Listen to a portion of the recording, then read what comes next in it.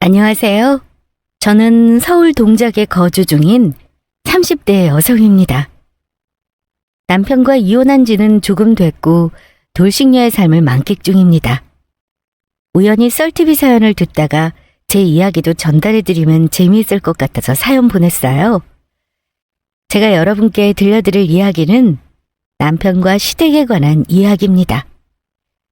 그 결정적인 사건으로 이혼을 결심하게 됐어요. 제 전남편이란 사람은 지독하게도 본인 부모밖에 모르는 인간이었습니다. 저는 우리 부모님께 엄청나게 잘하는 사위를 바라지 않아요. 그냥 기본만 돼도 상관없었습니다. 이상적인 건 공평하게 행동하는 거였어요. 그러나 제 전남편이었던 인간은 우리 부모님은 뒷전이고 본인 부모만 끔찍하게 여기는 인간이었습니다. 여기서 문제는 같이 번 돈으로 본인 부모를 챙겼다는 거죠. 이때 오만정이 떨어져서 이혼까지 하게 되었습니다. 그럼 제 이야기 본격적으로 시작할게요.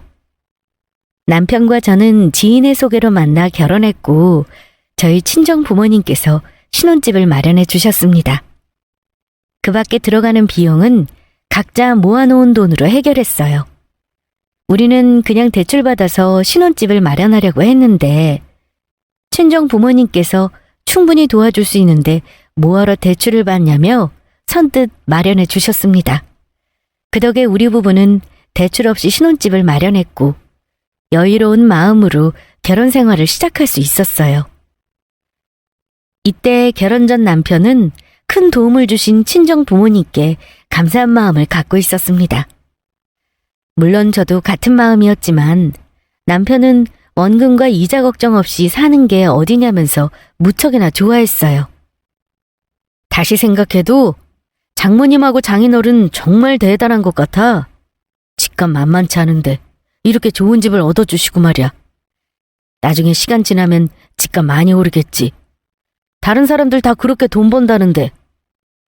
글쎄, 집값이 얼마나 오를지 모르겠네. 어쨌거나 부모님께 감사하지. 두 분 아니었으면 당신 말대로 대출이자 걱정하면서 살았을 거 아니야.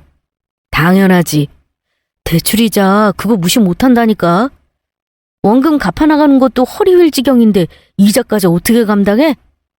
진짜 우리 장모님하고 장인어른이 최고야. 예비 처갓집에서 신혼집 얻어줬다고 하니까 친구들이 다들 부러워하는 거 있지? 내 친구들은 죄다 대출 끼고 집 마련했거든. 그런 거에 비하면 난 성공한 거 아니겠어? 아니, 그런데 두 분은 무슨 돈으로 신혼집을 얻어주신 거야? 할아버지한테 물려받은 땅값이 꽤 올랐나 봐.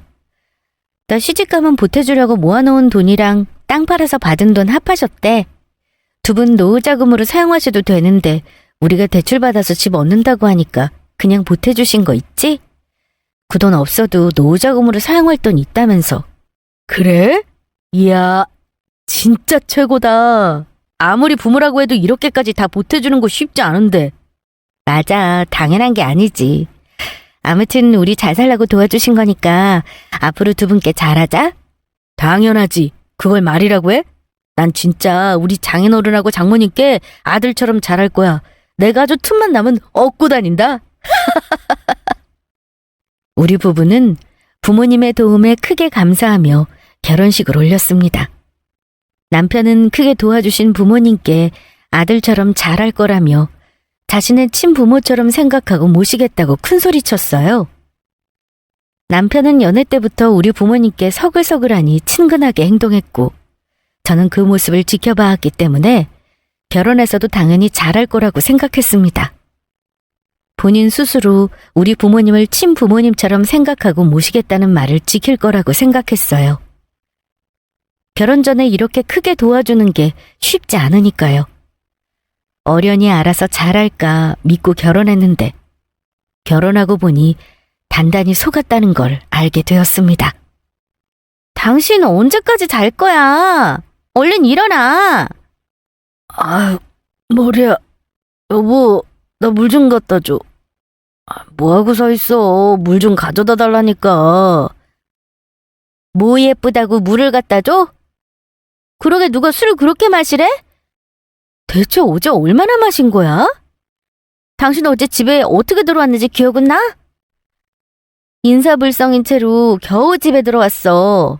나 아니었으면 영락없이 길바닥에서 잤을 거라고. 다음날 친정엄마 생신 축하하러 친정 가야 되니까 적당히 마시고 오라고 했잖아. 도대체 얼마나 재밌게 놀았으면 전화 다 무시하고 그 늦은 새벽에 들어오니? 친구들 만나서 한두 잔 마시다 보니까 그럴 수도 있지. 더군다나 오랜만에 만나서 한잔하는 건데 얼마나 반갑겠어. 나눌 시간도 많고. 그래도 적당이라는 게 있지. 당신하고 당신 친구들 20대 아니야. 앞자리 바뀐 거 까먹었어?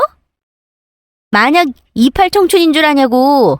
체력에 맞게 적당히 놀아야지. 새벽 4시에 들어오는 게 말이나 돼? 나 당신 기다린다고 잠도 제대로 못 잤어. 왜 못 자고 그래? 늦을 거니까 먼저 자라고 했잖아. 전화도 안 받고 걱정되는데 어떻게 자니? 본인 체력 생각 안 하고 늦게까지 술 마시고 노니까 3시가 다 되도록 못 일어나지. 내가 안 깨웠으면 당신 하루 종일 자고도 남았을걸? 됐고, 시간 없으니까 얼른 일어나서 준비해. 무슨 준비? 친정 갈 준비해야지. 오늘 엄마 생신이라서 같이 식사하기로 했잖아. 난 못 갈 것 같은데. 뭐? 그게 무슨 소리야? 장모 생신인데 사위가 가서 축하해드려야지. 나도 그러고 싶은데 머리도 아프고 속도 안 좋고 도저히 안 되겠어. 그냥 당신 혼자 다녀와. 일이 있는 것도 아니고 술병 나서 못 간다는 게 말이나 돼? 그러게 이기지도 못하는 술을 뭐하러 그렇게 마셔? 부모님께 간다고 다 말해놨는데 나 혼자 가면 당신 왜 안 왔냐고 물어보실 거 아니야. 몰라. 속 안 좋아 죽겠는데 그럼 어쩌라고. 술 냄새 풀풀 풍기면서 가는 것보다 안 가는 게 낫지. 당신 알아서 적당히 잘 둘러대. 난 좀 쉬어야겠으니까. 제 속은 뒤집어지는데 남편은 에라 모르겠다는 태도로 다시 침대에 벌러덩 누워버렸습니다. 하긴 남편 말대로 술 냄새가 장난 아니기는 했어요. 그래도 결혼해서 처음 맞이하는 장모 생일인데 일 때문에 못 가는 것도 아니고 술병 나서 못 간다니까 어이없고 화가 났습니다. 혹시라도 이럴까봐 친구들하고 적당히 마시고 들어오라고 말했는데 자제 못하고 신나게 놀더니 결국 이렇게 되고 말았어요. 그래서 어쩔 수 없이 저 혼자 친정에 갈 수밖에 없었습니다. 나가려고 준비하는 내내 술병 난 남편은 코를 드르렁 골며 퍼질러 자고 있었어요. 이때 제 속은 얼마나 부글부글 거렸는지 모릅니다. 역시나 부모님은 왜 저 혼자 왔냐며 김서방은 같이 안 왔냐고 궁금해하셨어요. 뭐야, 혼자 온 거니? 김서방은 어쩌고 너 혼자 왔어? 그게 그이 몸이 조금 안 좋아서. 몸이 많이 안 좋아? 아이고 어떡하니. 몸도 안 좋은 사람 혼자 내버려 두고 온 거야? 괜찮아. 남편이 뭐 애도 아니고. 그래도 아플 때 옆에 있어줘야지. 엄마 생신인데 어떻게 안 와. 약 먹었으니까 푹 쉬면 괜찮아질 거야. 걱정할 거 없어. 어떻게 걱정을 안 하니? 아프다는데. 웬만하면 장모님 생신 축하한다고 올 텐데 못 올 정도면 얼마나 아프겠어. 생일이 뭐 대단한 것도 아니고 나중에 식사하면 되지. 아픈 것도 서러운데 혼자 있으면 더 서러운 법이야. 글쎄 괜찮다니까. 엄마가 걱정할 정도로 그렇게 심하게 아픈 거 아니야. 약 먹으면 괜찮아지니까 걱정 말고 어서 맛있는 거 먹으러 가자. 내가 좋은 곳 예약해뒀어. 김서방 아픈데 우리끼리 맛있는 거 먹으러 가도 되려나 모르겠다. 마음 쓰여서 원. 남편이 평소 워낙 서글서글하니 아들처럼 부모님께 잘했던 터라 부모님도 남편을 정말 아들처럼 생각하며 잘해주셨습니다. 오죽하면 본인의 생일보다 남편의 아픔을 더 생각하겠어요. 엄마에게 차마 술병 나서 자빠져 누워있다고 말도 못하고 제 속만 시커멓게 탔습니다. 결국 남편 없이 저 혼자서 부모님과 함께 외식하며 생신을 축하해드렸어요. 그런데 더 열받는 게 뭔지 아세요? 글쎄 식사 다 마치고 집에 들어왔더니 드르렁 드르렁 코 골며 자고 있는 남편의 모습이었습니다. 그 꼴을 보는데 안 좋던 심기가 더 팍 상하더군요. 얼마나 술을 마셨으면 정신 못 차리고 이러고 있는지. 결혼하고 처음 맞이하는 장모 생일인데 서운하기도 하고 화도 났습니다. 그래서 이 일로 남편과 2차전을 벌이기도 했어요. 술 다 깨고 맨정신일 때 어떻게 이럴 수 있냐고 따졌습니다. 근데 남편 반응이 참 대박이에요. 사람이 살다 보면 그럴 수도 있지, 그거 하나 이해 못 해주냐며 뻔뻔하게 나왔습니다. 그리고 술병 나서 아픈 본인을 잘 챙기지 않았다고 오히려 서운한 티를 냈어요. 내가 뭐 일부러 그랬어? 한 잔 주거니 받거니 오랜만에 만나서 놀다 보면 그럴 수도 있지. 내가 맨날 떡이 되게 술 마시는 사람도 아니고 어쩌다 한번 많이 마신 거 가지고 엄청 뭐라고 하네. 솔직히 내가 더 서운해. 뭐? 서운? 지금 나한테 서운하다고 한 거야? 웃겨 정말. 당신이 나한테 서운할 게 뭐 있어? 왜 없어? 나 술병 나서 힘들어할 때 당신 신경도 안 쓰고 그냥 나갔잖아. 머리는 깨질 듯이 아프고 속은 울렁거리고 내가 아주 죽다 살아났어. 장모님 생신이시니까 옆에 있어주지는 못해도 걱정은 해줘야 되는 거 아니야? 나가기 전에 꿀물이라도 챙겨주던가. 꿀물 같은 소리 하네. 술병 나서 누워있는 남편 뭐 예쁘다고 손수 꿀물을 타주니? 그러게 누가 그렇게까지 술 마시래? 난 분명히 적당히 마시라고 경고했어. 내 말 안 듣고 신나게 마신 건 당신이잖아. 손이 없는 것도 아니고 그렇게 아프면 본인이 직접 타서 마시던가.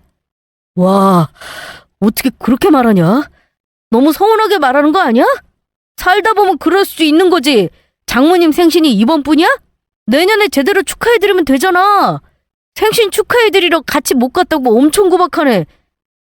구박하는 게 아니라 서운해서 이러지. 내가 그날 엄마한테 얼마나 죄송했는 줄 알아?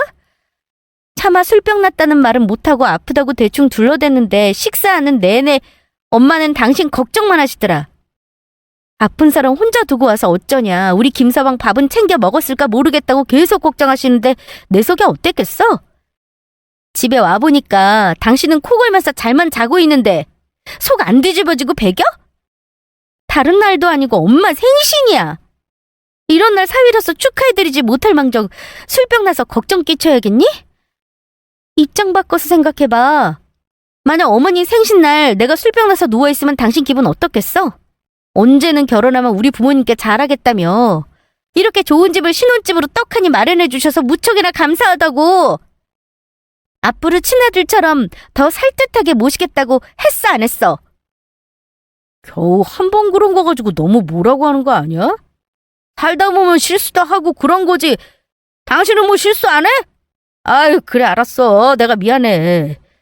장모님 생신 때 제대로 축하도 못 해드리고 술병 나서 미안하다 그래. 화를 내도 제가 내야 하는 상황인데 오히려 남편이 더 큰 소리를 쳤습니다. 감히 제 앞에서 서운하다는 말을 입에 올리더군요. 가뜩이나 괘씸해 죽겠는데 서운하다고 하니까 순간적으로 참았던 우라통이 확 터지고 말았어요. 그래서 뭐라고 쏘아붙였더니 마음에도 없는 사과로 미안하다면서 상황을 마무리하려고 했습니다. 본인이 생각해도 제 말이 틀리지 않았기 때문이죠. 더 말해봤자 본인 입만 아플 걸 알고 대충 사과하며 넘어가려고 했습니다. 그래서 그게 더 기분 나쁘고 화가 났어요. 저는 엄청난 사위 노릇 바란 적 없습니다. 기본만 해도 충분했어요. 어디 가서 사위가 술병 나서 장모 생신 못 챙겼다고 말도 못하겠고 제 속만 탔습니다.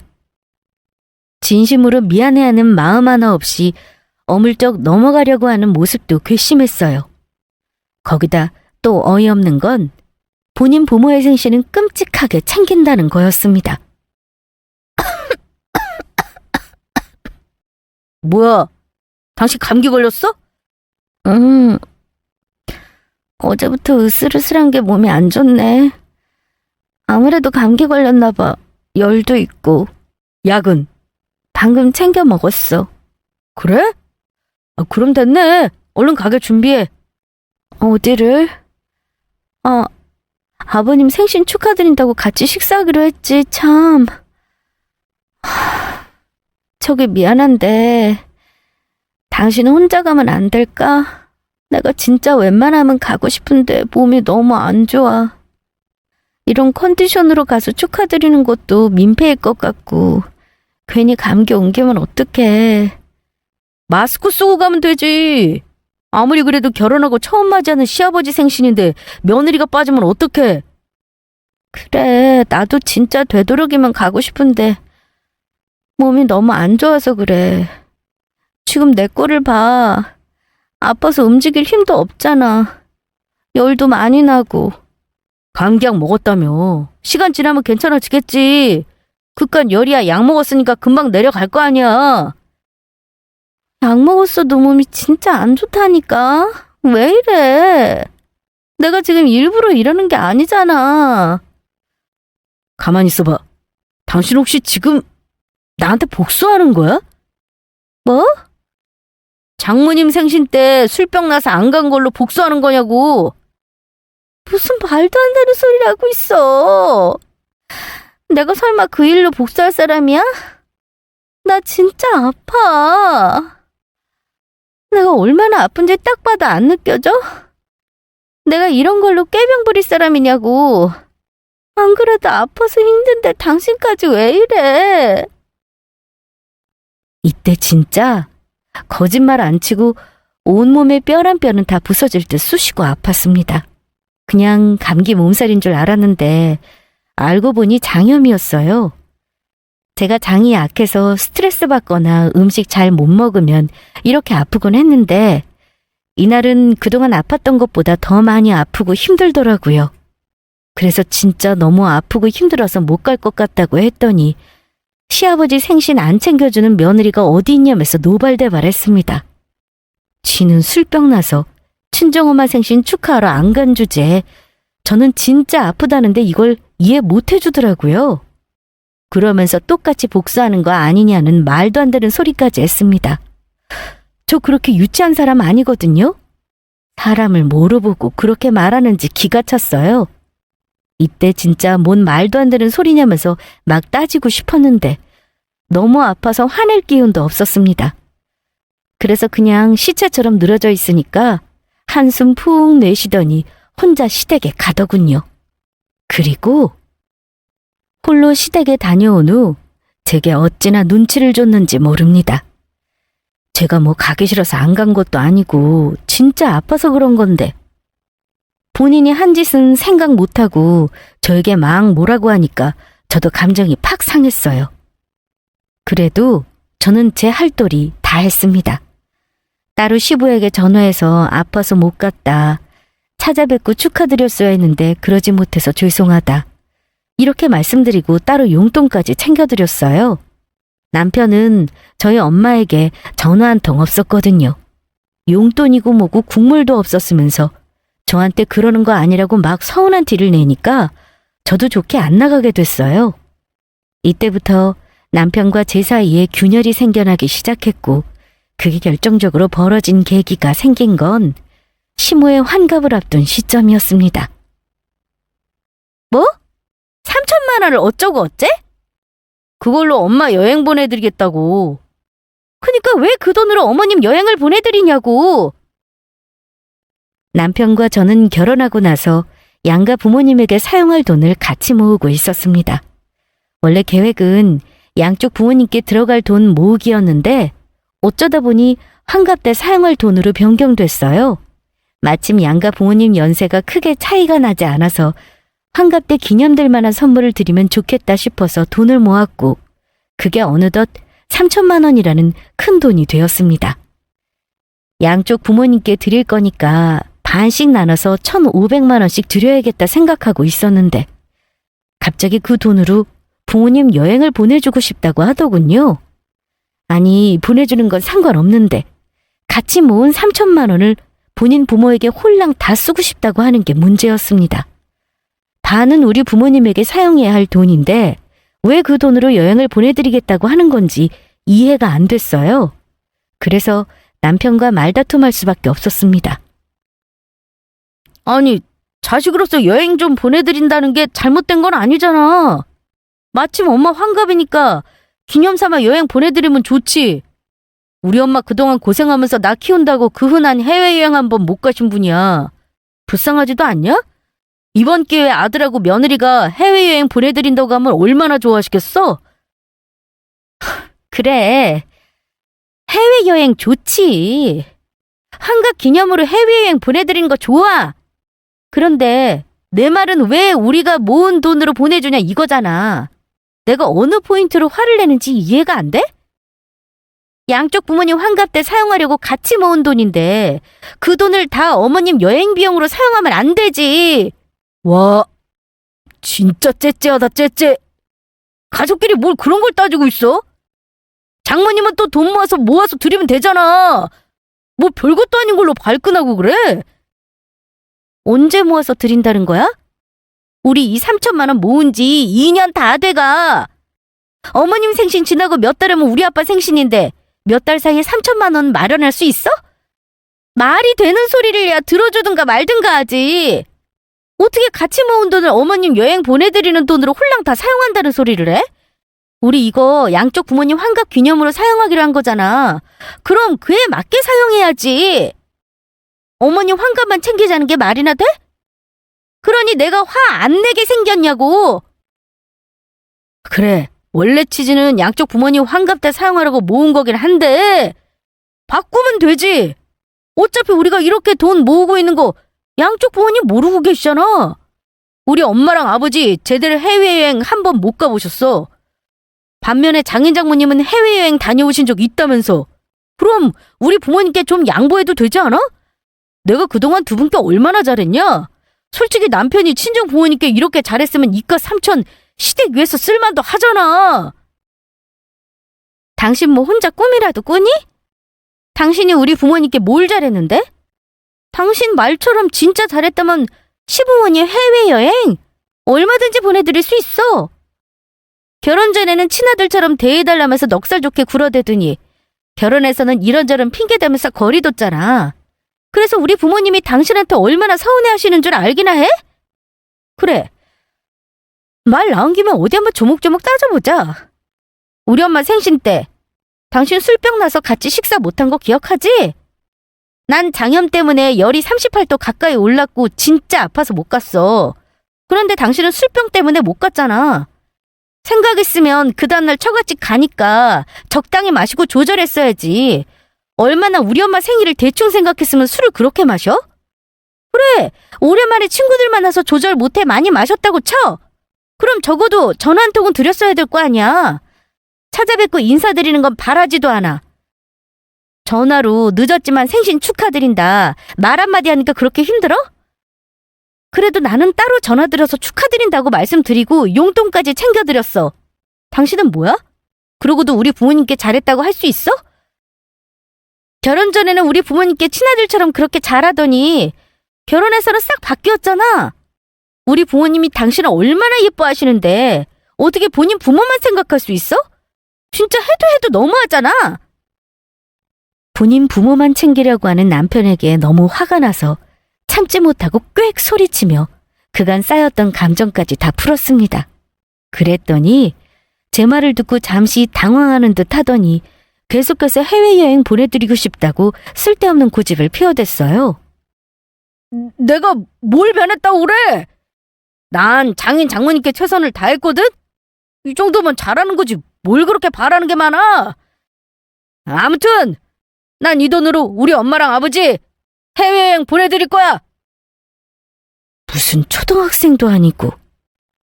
무조건 제 말대로 하라고 어린애처럼 고집을 피워댔어요. 이게 바로 남편의 주특기입니다. 말빨로 안 되면 그냥 에라 모르겠다. 말 안 듣고 막무가내로 고집만 피워대요. 솔직히 본인도 사람이면 알 거예요. 제 말이 다 맞고 반박할 건더기가 없다는 것을요. 그럼에도 불구하고 본인은 죽어도 부모님 해외여행 보내드릴 거라고 계속해서 말을 안 들었습니다. 그래서 저는 정말 역대급 화를 내며 남편에게 경고했어요. 우리가 같이 모은 3천만 원 중 1원 한 장이라도 건드리면 가만두지 않을 거라고 말입니다. 그 말을 끝으로 통장까지 남편이 모르는 곳에 꽁꽁 숨겨두었어요. 참, 이렇게까지 해야 되나 현타왔지만 어쩔 수 없는 상황이었습니다. 이 일로 남편과 틈만 나면 싸운 것 같아요. 남편은 저를 졸졸 따라다니면서 부모님 해외여행 보내드리자고 설득했지만 눈 하나 깜짝하지 않으니까 화도 내고 짜증도 내고 아주 생쇼를 다 해댔습니다. 저는 그러거나 말거나 절대 안 된다고 단단히 으름장 놓고 신경 끄고 살았어요.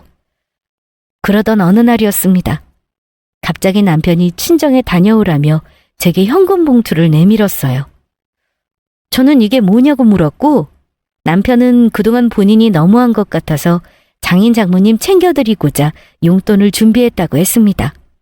그래서 직접 드리면 되지 왜 저한테 주냐고 했더니 주말에 출장 갈 일이 생겨서 저더러 대신 전해달라고 했어요. 마침 그 주 주말에 부모님 결혼기념일이었거든요. 우리 엄마 아빠 결혼기념일? 당신이 그걸 기억하고 있었단 말이야? 그럼 당연히 기억하고 있지. 그러니까 이거 가지고 가서 나 대신 전달 좀 잘해줘. 뭐야? 무슨 꿍꿍인데? 우리 부모님 생신도 잘 안 챙기는 사람이 갑자기 무슨 결혼기념일을 챙긴다고 이래? 무슨 속셈이야? 속셈은 무슨...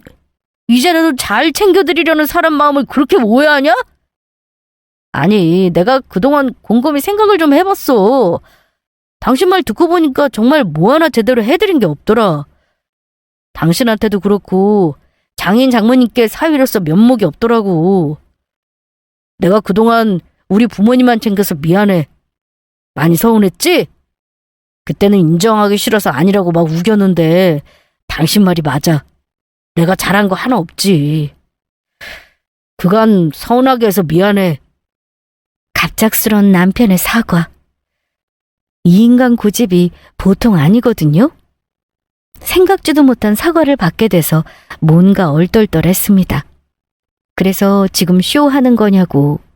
이렇게 내 마음 약하게 해서 결국 시부모님 해외여행 보내드리려고 수쓰는 거 아니냐고 의심했더니 남편이 정말 팍 기죽은 표정으로 고개를 푹 숙이더니 그동안 반성 많이 했다면서 자신의 진실한 마음을 제발 믿어달라고 했습니다. 그리고 시부모님 해외여행은 본인 용돈으로 해결하겠다면서 저한테 미안하다고 다시 한번 사과하더군요. 이때 계속해서 남편을 의심했어야 하는 건데 하도 연기를 잘해서 그만 깜빡 속아 넘어갔습니다. 이게 웬일로 정신을 차렸나 싶은 마음에 남편이 준 용돈 봉투를 가지고 주말에 친정으로 향했어요. 그리고 부모님과 식사를 한 후 저녁 때 집으로 돌아왔습니다. 그리고 제 눈앞에 잔뜩 어지럽혀져 있는 집안 꼴이 딱 보였어요. 뭐야? 집안 꼴이 왜 이래? 혹시 도둑이라도 든 거야? 서랍에 있는 물건이며 뭐며 잔뜩 꺼내서 어지럽혀 있었고 집안 꼴이 그냥 난장판 그 자체였어요. 그래서 저는 도둑이라도 둔 줄 알았습니다. 너무 놀라서 두 다리가 다 후들거리더군요. 덜덜 떨리는 손으로 핸드폰을 꺼내 경찰에 신고했고 너무 무서워서 남편한테 전화했는데 도통 받지를 않았어요. 잠시 뒤 경찰이 도착했고 저는 어지럽혀져 있는 집안 꼴을 보여주며 도둑이 든 것 같다고 설명했습니다.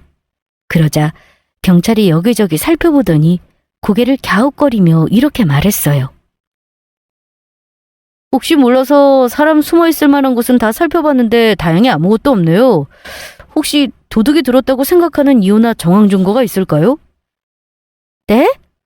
아니 집이 이렇게 어지럽혀져 있잖아요. 그러니 당연히 도둑이 들었다고 생각하죠. 그런데 아무리 살펴봐도 침입한 흔적이 없어서요. 침입한 흔적이 없어요? 그럼 집에 어떻게 들어온 거지? 어머! 그럼 우리 집 도어록 비밀번호를 아나 봐요. 어떻게 알았지? 정말 온몸에 소름이 돋는다는 기분이 이런 거구나 싶었습니다.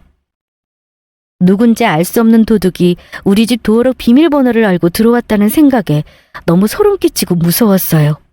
그래서 저 혼자 이걸 어쩌면 좋나 막 심각하게 발 동동거리고 있는데 경찰은 없어진 물건이 있는지 살펴보라고 했습니다.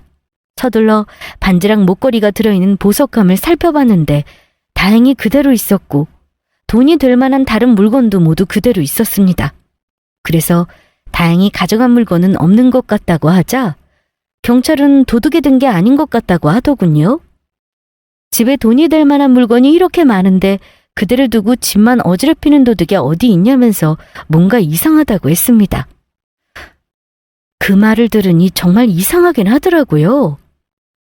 도둑이 들어온 거라면 분명 없어진 물건이 있어야 하는데 모두 그대로 있으니까 도둑이 아닌 건가?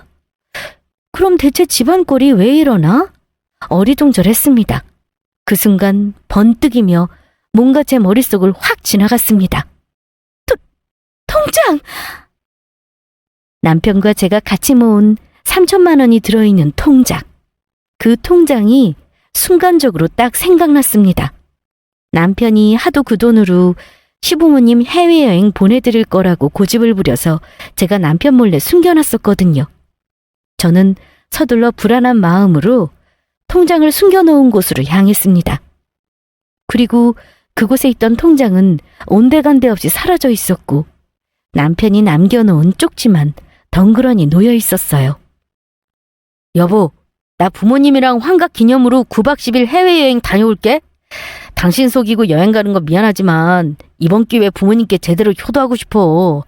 앞으로 내가 돈 많이 벌어서 장인 장모님께 더 잘할 테니까 한 번만 이해해주라. 참, 2,900만 원은 해외여행비로 사용하고 나머지 100만 원은 장모님 가방 하나 사갈게. 당신 내 안목 알지? 장모님 마음에 쏙 드는 걸로 사갈 테니까 너무 화내지 말고 기다려. 사랑해. 남편의 쪽지를 보고 난 후 저는 다리에 힘이 풀려 그 자리에 주저앉았습니다. 경찰은 괜찮냐며 저를 부축했고 저는 그만 돌아가도 된다고 했어요. 도둑 든 게 아니라 쥐새끼가 든 거라고 했습니다. 경찰은 혹시 모르니 없어진 물건이 있다면 경찰서로 연락달라고 했고 근처 순찰을 더 강화하겠다는 말과 함께 돌아갔어요. 저는 남편이 쓴 쪽지를 몇 번이고 읽고 또 읽으며 끓어오르는 분노를 참지 못하고 씩씩거렸어요. 부모님 결혼기념일로 날 속이려 들었구나. 사위가 드리는 용돈이라며 겨우 현찰 30만 원 쥐어주고 본인은 3천만 원을 들고 튀었구나. 이 생각에 어찌나 혈압이 오르던지 화병나 죽는 줄 알았습니다. 당장이라도 이 인간을 잡아서 털이란 털은 죄다 잡아뽑고 싶은 심정이었어요. 날 속이고 기어이 본인 부모 해외여행을 보내드린 남편을 용서할 수 없었습니다. 분노는 잠시, 이걸 어떻게 복수해야 하나 이성적으로 생각했어요. 그리고 과감하게 남편을 버리기로 결정했습니다. 본인 부모밖에 모르는 인간, 평생 저 혼자 효도하면서 살 기회를 줘야겠다 싶었어요. 사람 고쳐 쓰는 거 아니라고 나중에 우리 부모님께 잘하겠다는 말을 어떻게 믿나요? 보나마나 또 제 뒤통수 치고 본인 부모만 챙기려 들 게 뻔합니다. 이런 걸 사위라고 두느니 그냥 치워버리는 게 낫겠다 싶더라고요. 그게 저희 친정 부모님께도 옳은 일이겠다 싶어서 대충 집을 정리하고 필요한 짐을 챙겨서 친정집으로 들어갔습니다. 그리고 부모님이 마련해 주신 신혼집을 부동산에 내놨어요. 매매가 낮게 조정해도 좋으니 최대한 빨리 나갈 수만 있게 힘써달라고 했습니다.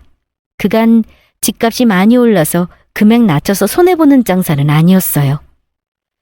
그렇게 저는 남편과의 이혼을 결심했고 남편이 시부모와 해외여행을 즐기고 있는 동안 집을 내놨습니다. 변호사를 통해 이혼 상담도 받고 철저하게 이혼을 준비했어요. 그리고 남편이 한국으로 돌아오기 하루 전날 집 계약을 마치고 남편 짐을 시댁으로 보냈어요. 집안에 있는 가구도 싹 정리했습니다. 확실히 매매가를 낮추니까 계약하겠다는 연락이 빨리 오더군요. 아무튼 저는 텅 비어있는 집을 마지막으로 둘러보고 나왔어요. 그리고 여행에 다녀온 남편이 볼 수 있도록 현관문에 이혼 서류 봉투를 떡하니 붙여놓았습니다. 다음날 저녁이 되어서야 남편한테서 미친 듯이 전화가 오기 시작했어요. 여보, 나 방금 집에 왔는데 왜 도어록 비밀번호가 틀려? 문에 붙여져 있는 이 봉투는 또 뭐고? 뭐긴 뭐야, 이혼 서류지. 꺼내서 확인 안 해봤니? 확인했지. 그러니까 이혼 서류가 왜 여기 붙여 있냐고. 도어록 비밀번호는 아무리 눌러도 안 열리고. 대체 뭐 하자는 건데? 설마 내가 3천만 원 가지고 부모님이랑 해외여행 갔다고 이러는 거야? 말도 없이 마음대로 행동해서 화난 거 알아. 그래도 말로 풀어야지. 이렇게 행동하는 건 아니지 않아? 너는 나한테 상의하고 그 돈으로 해외여행 다녀왔니? 너도 네 맘대로 독단적으로 행동했잖아. 그러니 나도 내 마음대로 결정했어. 난 서류에 다 작성했으니까 얼른 도장 찍어. 네가 나한테 줘야 할 위자료에 관해서 내 변호사가 친절하게 서류 남겨놨거든? 그것도 같이 살펴봐. 남편은 무슨 이혼이냐며 펄쩍 뛰었고 저는 여유 있는 목소리로 웃으며 전화를 끊어버렸습니다. 그 후로 계속 연락 왔지만 다 씹고 차단했어요. 그러자 급기야는 친정집으로 찾아와서 무릎 꿇고 싹싹 빌기 시작했습니다. 여보, 내가 정말 잘못했어. 해외여행 한 번도 못 가본 우리 부모님한테 효도하고 싶다는 마음이 잠시 미쳤었나 봐. 아무리 그래도 당신 몰래 그러면 안 되는 거였는데 내가 진짜 미안해. 내가 돈 열심히 벌어서 3천만 원 도로 채워놓을게. 그리고 이거 봐봐. 나 장모님 드리려고 이렇게 가방도 사왔잖아. 어때? 예쁘지 않아? 딱 장모님이 좋아하실 스타일로 사왔는데. 지금은 내가 믿겠지. 그래도 한 번만 너그럽게 용서해주면 안 될까? 내가 아무리 큰 잘못을 저질렀어도 이혼은 너무 가혹하잖아. 그 돈 가지고 해외여행 가면 내가 이렇게 나올 거라는 거 예상 못했니? 네 계획대로 내가 정말 너그럽게 용서하고 이해해줄 거라 생각했어? 웃겨 정말. 그동안 네가 예뻐서 내가 참았다고 생각해? 네가 너무 꼴보기 싫고 정 떨어져도 우리 부모님 생각해서 참았어. 하나뿐인 딸 이혼한 모습 보여드리고 싶지 않아서 어떻게든 참고 잘 사는 모습 보여드리고 싶어서 참은 거야. 그런데 이제 더는 못 참아. 남편 노릇이고 사위 노릇이고 뭐 하나 제대로 하는 것도 없는 널 내가 왜 데리고 살아야 하니? 너 같은 놈이랑 살라고 우리 부모님이 집 사주신 줄 알아? 내가 너한테 우리 부모님한테만 잘하라고 강요했어? 아니잖아. 난 그저 양쪽 부모님께 똑같이 잘했으면 했어. 그런데 너는 어쩜 네 부모밖에 모르니? 넌 앞으로도 툭하면 본인 부모밖에 모르고 이기적으로 굴겠지. 그래서 그 꼴 안 보려고 이혼하는 거야. 사위로서 있으나마나 쓸모도 없는데 뭐하러 결혼 생활을 유지해? 나만 스트레스 잔뜩 받는데? 더 이상 네 얼굴 보기 싫으니까 우리 이혼하자. 난 이미 너랑 끝낼 결심했고 변호사 통해서 이혼 준비 끝마쳤어. 그러니 돌아가. 네가 이렇게 무릎 꿇고 용서를 빌어도 달라질 거 없다고.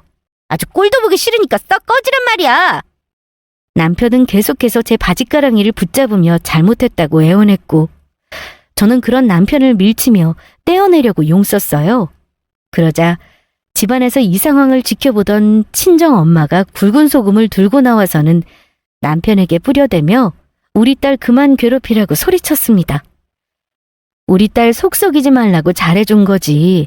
예뻐서 잘해준 줄 아냐면서 남편한테 막 몰아 퍼부었어요. 그러자 남편은 엄마한테 잘못했다고 싹싹 빌며 제발 저 좀 설득해달라고 했습니다. 서둘러 엄마 주려고 사온 가방을 보여주면서 장모님 생각해서 이렇게 가방까지 사왔다며 노여움 풀고 용서해달라고 했어요. 그러자 엄마는 남편 손에 들린 가방을 확 잡아채서는 그대로 멀리 던져버렸습니다. 그러고는 남편을 노려보며 이렇게 말씀하셨어요. 겨우 이깟 가방으로 날 꼬시려 들어? 내가 이런 거에 넘어갈 줄 알아? 어린 반푼어치도 없어. 그리고 너 가방 보는 안목 좀 키워라. 색깔이고 모양이고 마음에 드는 구석이 하나도 없다. 나보다 더 나이 든 사람한테 줘도 안 하겠어. 내 마음에 쏙 드는 가방 사오기는 개뿔. 어디서 저런 걸 사와서 한 번만 봐달라고 징징거려? 너 같은 놈한테는 우리 딸이 너무 아까워. 얼른 저 가방 가지고 사라져. 다시는 우리 집 근처에 얼씬거리지도 말고. 얼른 안 일어나? 어디 한번 가방으로 두들겨 맞아볼래? 남편이 좀처럼 일어날 생각을 안 하자 엄마는 가방을 들어 때릴 것처럼 달려들었고 그제야 겁먹은 남편이 후다닥 도망쳤습니다. 엄마는 그런 남편의 뒷모습을 쳐다보며 들고 있던 가방을 힘껏 던졌어요. 이딴 쓰레기 같은 가방도 가지고 같이 사라지라면서 말입니다. 늘 우리 사위 하면서 세상 고상하게 굴던 엄마의 모습에 놀라기도 했고 새어나오는 웃음을 겨우 참았어요. 엄마가 남편에게 한 말들과 행동이 통쾌하면서도 너무 웃겼습니다. 아무튼 우리 부부의 결혼 생활은 이렇게 마무리되었어요.